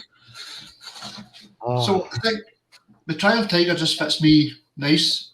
Especially, obviously, my son likes to go riding, and my Penny, she likes to go on a ride as well. She does not like sitting on the back of the 10. My heart has just sunk. That's because the pillion seats on all new bikes are shocking. Tiny. But the Triumph Tiger, only because I don't like the GS, I don't like the BMs. All right. And I couldn't afford a Honda. African Twin? The ball. I couldn't justify spending money on one of them.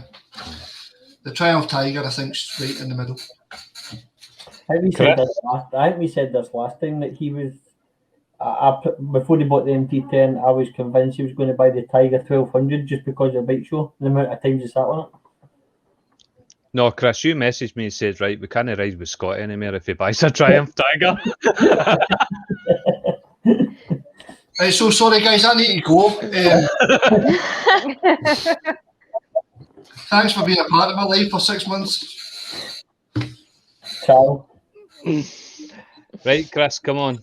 Bike for life. Oh no, Here we go. I know what it's going to be.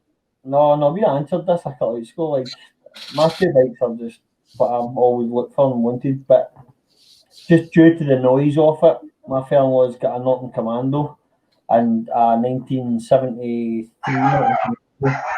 just purely for the noise, and I love it. So that's what I'd buy. And they're not exactly the cheapest, being a classic. Well, for me, it's always been and always will be where I'm so jealous of Scott is it's always going to be an MT10. Always. Always. And the only reason I'll not buy an MT10, well, not at the moment, is because Scott's got one. Yep. Exactly. That's why I bought the FZ1N. It's basically the same, but nah, it's always going to be an MT10. It's as simple as that for me. Always. Always. Cool. Well, it's the same bike, just it doesn't have as many toys as what Scott's got. It's shorter wheelbase. Everything comes into play with it, and I know the MT10 very well. I test rode one, had 2 hours on it. Absolutely loved it. It's no the version before Scott's. Obviously, there's a wee bit more involved in Scott's, but I loved it. I think the only difference is the quick shifter. Everything else is the same. I think they only changed the modes from 1, 2, 3 to ABC just to confuse you. It's easy as 1, 2, 3. I think the only the bigger differences come between the MT10 and the SP versions. You've got 5 modes, and you can like make up your own mode, like memory kind of thing, and just the suspension setup. I know. I don't think it can justify the price difference. Well, the thing for me on the last live stream was that kind of made my heart sink was that you said when you've done 2 years, you're on your 3rd year, that you were going to buy the bike.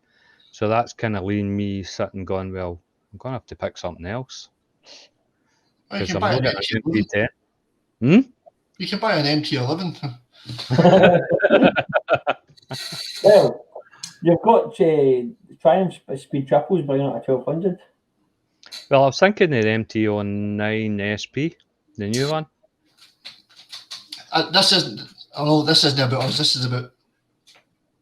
Oh, sorry, they too. You can't do it, can't you? No, it's fucking difficult.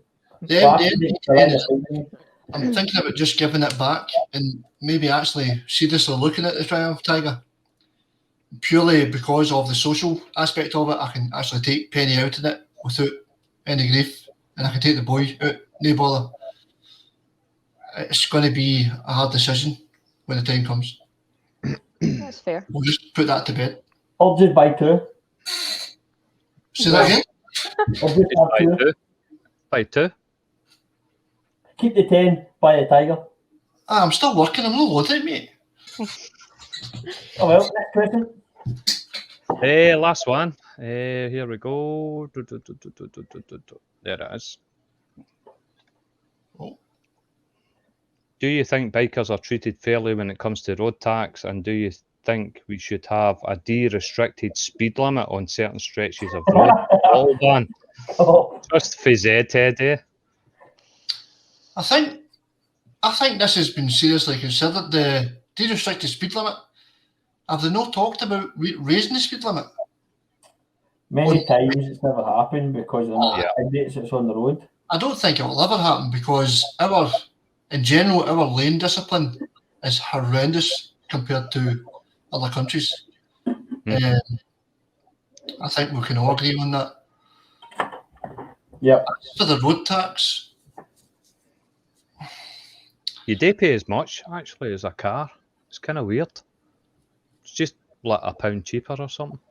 Mine's is anyway. It's not much difference. What are you for the year? for the MG10.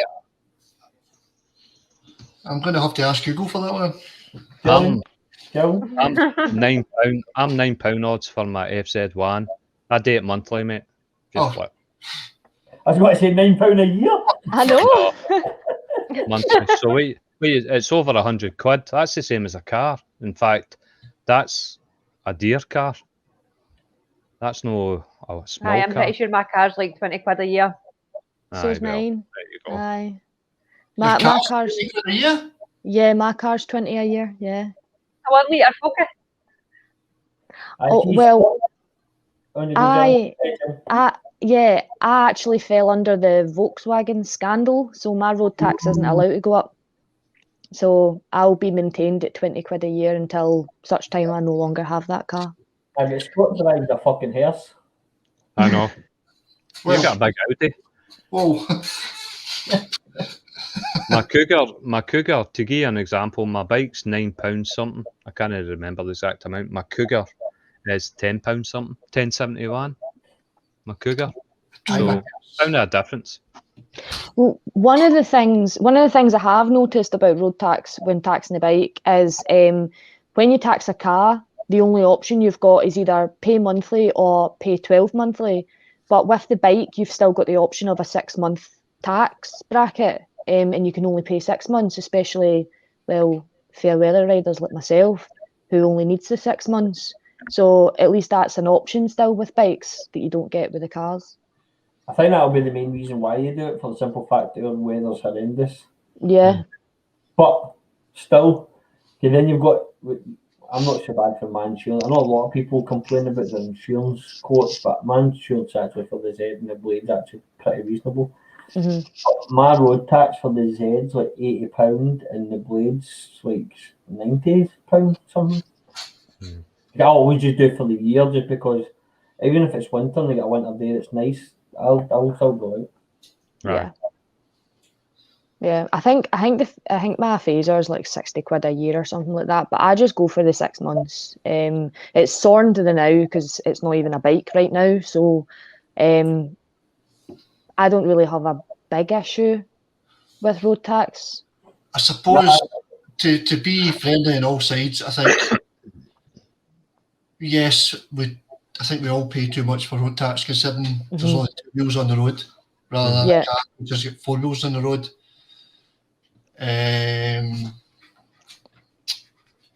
I'd say my biggest bugbear about paying road tax full stop is the absolute state of the roads. Potholes. Yes, bikes do not create potholes. Do you know what I mean? It's heavy vehicles that do it, in heavy flow of traffic. It's not bikes. And they're like, obviously potholes are massive. They're a massive risk to bikers as well. It's another obstacle that we need to avoid on the road. Yes, I think I look at it as you're half the size, you're out for half the time in the year, you've got half the fuel emissions, but yet you're almost the same. Aye. That's Agree. exactly it. Agree. I'm a big fan that the nationals should be whatever.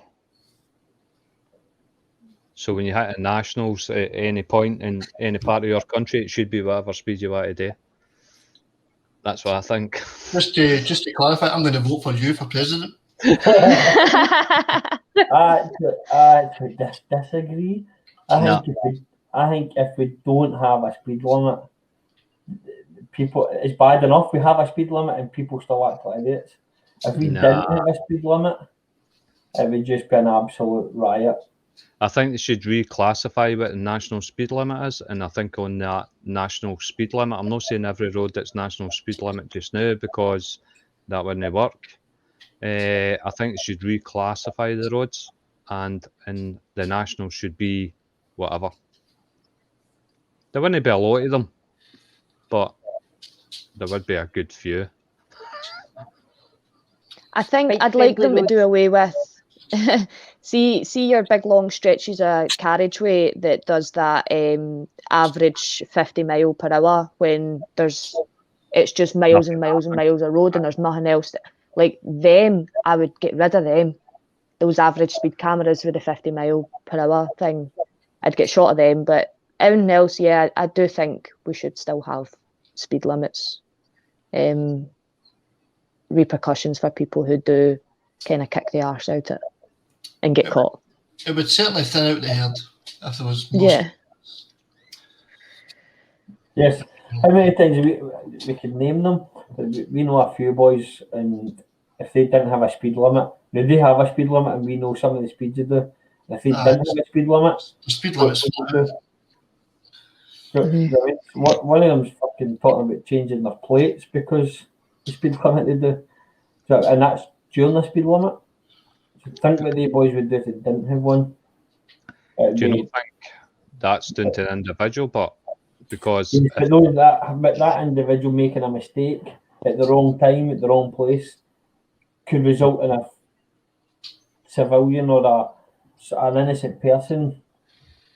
Yeah, I think putting that in like an autobahn is just an absolute riot in this country because they're all mental as it is.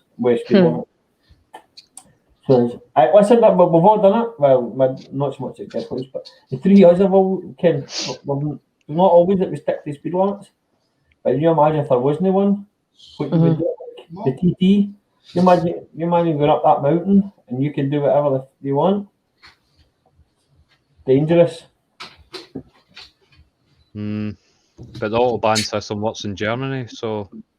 But how good are the drivers compared to over here? Well, it's education. It's always going to be education.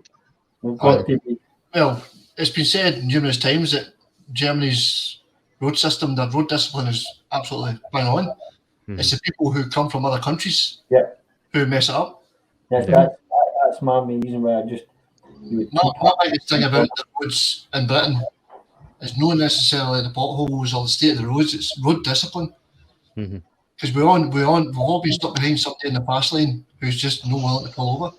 Even though you're willing to break the speed limit to get past them.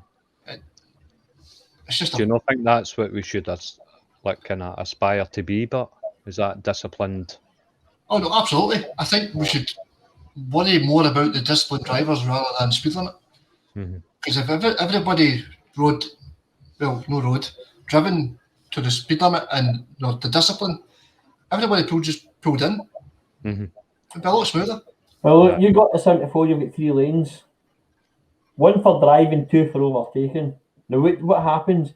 You get 9 times out of 10, there's at least 3-4 cars, and you can see about a mile in front, and they're all just sitting in the middle lane. What end up you doing there? Either undertake or you overtake, and you can't overtake because the guy in the outside lane is going just as slow to get by him, so you end up undertaking. It's just no, you don't undertake, man. You can't say that. Well, you can say it all you want, don't have to do it. What you should say is they put a bottle of bucket in and go in the hard shoulder. You see it all the time. They come off a slip road and then bomb straight into the middle lane and just sit there, doing 55 mile an hour. And you're on 17, you're like, what are you doing? They did say that about maybe 5 years ago, that they were going to start finding people who hogged the middle lane or hogged a lane and when they pull back in. I don't know anybody who's been done with that. Nope. I've never heard that anybody been done with that. Nah. But yes, so I suppose to answer the question, we shall reverse a wee bit. No, we don't think bikers are treated fairly when it comes to road tax.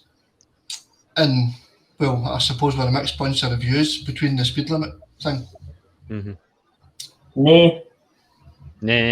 Are we actually voting on this? I vote nay, and that's coming from me.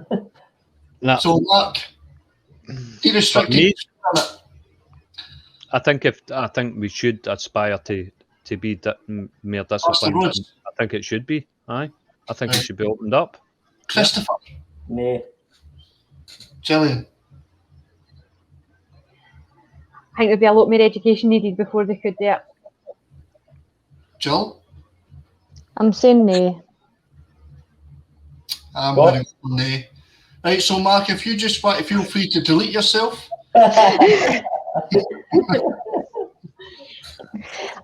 You know, it's since we are talking about speed, and I think it's like quite a good point to put across to like all bikers, more particularly like beginner bikers as well. I don't think all bikers should be under the impression or the illusion that they need to be ThrottleDaft or throttle junkies or anything like that. I think it doesn't matter if you're a speed queen or not. Like, you're still you're still a biker, and nobody should ever make you feel pressured. Nobody should ever make you feel pressured to go nuts and ride everywhere at 100 mile per hour, because you know it's not always safe to do so, and definitely takes a lot of experience along the way. Where is he going? I think it's important. I do think it's important, you know what? especially for new riders that are agree with under you, Jill. pressure. Yeah, don't feel pressured. Build it up to build up your experience and like build it up until you get to that point. Because too many accidents happen with people who just pass their test and just go nuts and trying to keep up with the big boys or big girls or. Today, a certain YouTuber, he likes doing wheelies past supercars. The amount of accidents that person has caused, if you look at the side videos of him, it scares the life out of me. The amount of people that are trying to copy this guy, like yourself, like beginners who have just bought their first super bike, who think they're the kings of the road. The amount of accidents this guy has caught in camera is frightening. So it's a big thing that needs to be addressed, and I think, as Dylan says, education is key. Yeah. I totally agree. I think Jill and Jillian that you kind of get sucked in to a ride with somebody else who's quicker, get more experience, especially going into a corner and all the rest of it. If you get sucked into that corner with them at their speed and you've not got that ability to control the bike or get the bike over to get that corner, then you're going to be in trouble. So I totally agree with that. Totally. Yeah, I don't think, and it's it's that big thing, and it can be peer pressure. We like there's certain groups that I just will not, and I just will not go, because I'm not ready for that yet, and I don't think that makes me any less of a biker at all. I've only had my license a year, and I only ride in the summer, and it was that summer there where we weren't even allowed it. So I definitely personally don't push myself beyond what I'm capable of, and I definitely don't advise that with others. I know too many people that's binned their first bike within the first couple of months of passing. It's not worth it. That's another thing on the group. Obviously, Gillian will know this as well. Once people put up routes and places to ride, normally within the first 5 comments is it 125 friendly? Me, I don't think that should be an issue. I think all ride out should be 125 friendly. Yeah. Obviously, we're trying to avoid motorways as we can. Me and Chris agree with you. On the East Coast, and we had to go up motorways just to get there. Never mind part of the ride out. That's not true. Where there's a will, there's a way. Even by mistake. I think that's something that should. If you know you're going to have 125 riders on the ride out, it's something you should need to take into consideration. Yeah. People's capabilities, everybody's capabilities. Yep. I think also if you're also going to turn around and say it's 125 friendly, but you don't organise somebody to take turns to even sit at the 125s, just don't put it up. There's no point in saying 125 friendly, right? Then everybody meets and then everybody just goes, oh. There's the one thing that happens is it just puts people off going back out and ride it. Definitely. Yeah. Sorry. No, you go. We through the WhatsApp group that we've got for the beginners as well. one of my last ride outs last year there was you know, a beginner outing. Majority of the people that came were 125, and I think there was three of us on big bikes. And do you know what a laugh. And do you know, all three of us that were on big bikes were like looking at the time going, shit, I need to be home soon. And all the wee 125s were gallus as anything. They're like, nah, we're staying out. And do you know what, we had a great time. It didn't matter like the route we went or how fast we were going or anything like that. There was wee stretches of roads where the big bikes had a wee opportunity to sort of open the throttle and go. But, you know, we always like chose our moment and hung back a bit and wait for the rest to catch up. And we'd never go far enough to lose them. But you know what? It's so much fun. I'm loving that wee group as well, and I'm hoping it's a lot more active, you know, come the season again. Good. Cool. Mark, do you have any questions since you No. did another one? No, that's it. All the questions are done. It's just a case of signing off now. Is there anything anybody wants to add to it? I've got a question for the girls. Is there anything that we could do as admins, even for the page, for YouTube, or is there anything that you feel we should do better, do more, or something totally different that you can see us doing? Jillian, when you go?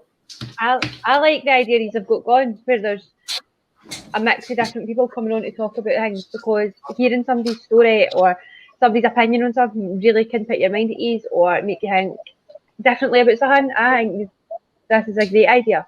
Absolutely great idea. As Jill was saying about no flying everywhere, I spent the first month on 125 terrified that I wasn't going into corners fast enough, that I was slow and I wasn't doing it right. And I think that kind of really don't the big bike when I was on lessons, I was then scared that I wasn't going fast enough. So I would panic about it. But it doesn't make you any less a rider just because you're going that wee bit slower. I suppose it's better to build up your confidence. But I think having somebody say that to you as opposed to just thinking it in your head makes a big difference. So hearing different people's opinions on different situations really does help. And I think you're doing a great job. Nice one. Good. Yeah, I love the page. I've met you guys. I've made more friends via the bikes. You know, it's good bike chat we have. The patter's good. You know, I genuinely all round like the page. I will say, ever since I joined the page, I've got like a long list of like friends requests. But I don't accept anybody on Facebook. I don't really use Facebook, so it's not me being rude. But no, it's a really good page. I do like it. I think you guys are doing a great job. Chris? Happy. So as the price, isn't it? Happy to help. To be fair, in all fairness, it is this guy who basically runs the Facebook page himself. Mm-hmm. You know, he's a man. Have you guys thought of any other like ideas that you were thinking about bringing to the table and you're wanting an opinion on, or you know, are you? Well, we've often spoken about doing raffles, and I've put it on 3 times now, and I got great feedback, all right feedback. It was kind of high, and I don't know if it's because we keep asking rather than doing. Just do it. I watch a lot of the pages, and the reaction for it is brilliant. And then when I put it up, and I'm kind of like, well, won't we? And you know, Mark's got the PayPal and all that sitting ready to go and stuff. And it's like, how do we go about it? What would be the best? What's the best thing to give away? What's the best thing to? And I think there's so many questions that, as Jillian just says, we should maybe just do it and learn for the first one. It's an idea that we keep toying with. I remember. I was going to say, or play it safe and go for a voucher, bike shop voucher. Play it safe. Well, that was another thing that we said, but I think so. We had when I put it up, we had a question from a guy who was, if you put it up for X amount, but you're making X amount, what you doing with the other remainder? You should put it to charity.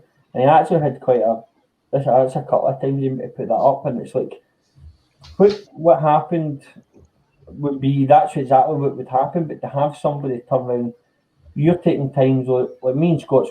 I know Mark's working sometimes, and me and Scott's working around. The amount of time and effort it takes when you're at trying to work and concentrate, and then get back to people, and then you're talking about doing something that's going to benefit people when you're people. There's still something there's still a hole to be poked in it, basically, and you're like, why bother? Aye, exactly. Yeah. There's always going to be that. somebody, though, isn't there? There's always going to be somebody trying to poke a hole in it. Boot them off. Yeah. We were talking about Exactly, Joe. we were talking about putting up like almost a cash balance. So say £5 ahead, 59 numbers. Whoever wins the bonus ball in the lottery would get whatever it may be. Say there's £600. So we thought, right, we'll give somebody £500. Then there's £100 left over, and we keep doing that and building up, and then we've got a hang. Do we just do something with it for the better of the page, for the better of YouTube, or would we give it to a charity, or would we just do a big free raffle where somebody wins it?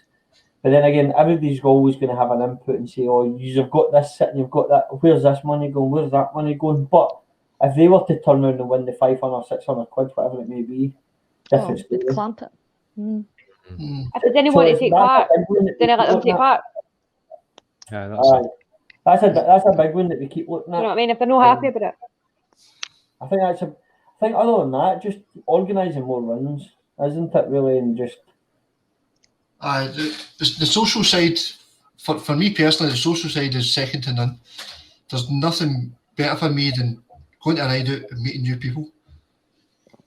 I just love it, talking to new people that I've not met before and just finding out their own story, their own bike journey. Because mine was rocky, to say the least. Yeah. Sorry. You know, one of the things I love about like when we do meets, especially like large meets, so I think a couple of times, did we not like count like 69 bikers at one of them or something? There was quite a lot. The very first time that I met, it was just me. Was it like the first two? I think was just me. There was like 58 bikers. Then there was 42, and then ScotNav were there, and it was back up to like 48. And then there was I don't think we've really had under 25 at them. Yeah. What annoys me is you put up, got to do a chippy run, and then everybody complains, "Oh, do somewhere different." But everybody always ends up at Lads, and then I laugh and I carry on, and they all go their separate ways, and it's like, why moan about it? Either come, don't come, enjoy it, don't enjoy it. But Largs is like, because Largs is more of a, well, for me anyway, Largs is more of a like a school night run, you know, where it's like a random Tuesday, you know, and you've still got to get organised for work and all that the next day. So for me personally, not for Gillian, but for me personally, it's a quick, you know, it's a quick jaunt down the road. And Largs is more of a social hub. Largs is where you get to stop and meet other bikers, and that's where you get to see the individuality of so many people. Because when we talked about like one of the questions about what would be your, if you could pick one bike, you know, and every single one of us had like a bike that was totally different from the next person, and that's because every single person's so different. So it's good that there's actually enough bike models out there for each individual person. Am I making sense? So you get to see like all these individuality with people, and then what people have done, mods and stuff they've done to their own bikes as well. It's a total, that's a social hub down there. That's if you want to actually like meet some friends, get some banter, and like talk bikes. It's, you know. Aye. Absolutely. Anybody else get anything to add? No. No, I just like doing these. I like seeing people that I've not seen in ages. As I say, we met Gillian. We met twice, once. Just one. And again, Jill, we see all the time down at Lars. I just like doing these. I think it's good for people. I tell you something, it's good for my mental health. Not being able to go out on the bike, but still see and meet people that I see out on the bike. Yeah. I talk to these two like every day. I speak to them too. So So it's always good. Last week was probably seeing them two boys. So I just want to keep doing this as often as we can. And I know it's a bit long out your night on a Saturday night talking, but hey. No, this has been What fun. else are we doing? I know. There's nothing else on. You can learn tunes. Yeah, I know. I should be out walking around and make sure I can get around them on my feet. So that's Yeah.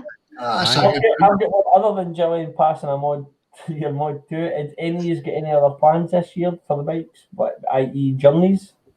Get any? No, you. I know yours. The girls. I'm not even putting my hand up. If I can get through my test, I want to do like Tour Scotland, right up. No, the North Coast 500, but like, oh yeah. We have got an alternative coming soon to a Facebook page near you. Oh really? I'll keep my eyes peeled for that. Yeah. Under the radar now. Aye. You make it 125 friendly. I've got a phone problem. It'll be 50cc friendly. Jill? No, I genuinely think for me, basically my goal for this year is just every outing that I do, I just go a bit further, because I'm probably one of the more nervous riders out there. I worry about going too far and either not getting back or breaking down, or everything goes through my head. So I think for me, it's just building up miles for me this year, which will then equal a wee bit more confidence as well. Good one. Good. Mm-hmm. Well, girls, always a pleasure. Never a chore. This is brilliant. So that's us, guys. We're going to bring it to an end. So thanks for everybody that's obviously going to watch it. Put in your comments any other questions that you have. Thanks to Jill and Jillian. It's been a very interesting evening, Yes. to say the least. There's a few edits. Yeah, I'll need to edit the life out of this. But as usual, if you liked it, hit the like button, hit the subscribe button, and hit the notification bell so you know when we're uploading, and share the video. So we'll be doing podcasts and we're also doing live streams. We've got a podcast next week, and then we're followed by a live stream, and the rooms are in the house, and that's it for me. So enjoy your night. Hopefully you enjoyed this podcast, and if you have any questions or whatever, stick them in the comments. I'm sure Jillian and Jill will answer any kind of comments you've got for them direct. As for Chris and Scott, then don't bother. It's not worth your while. And I'll catch you all soon. Cheers. Say cheerio. Thank you. Bye. Bye.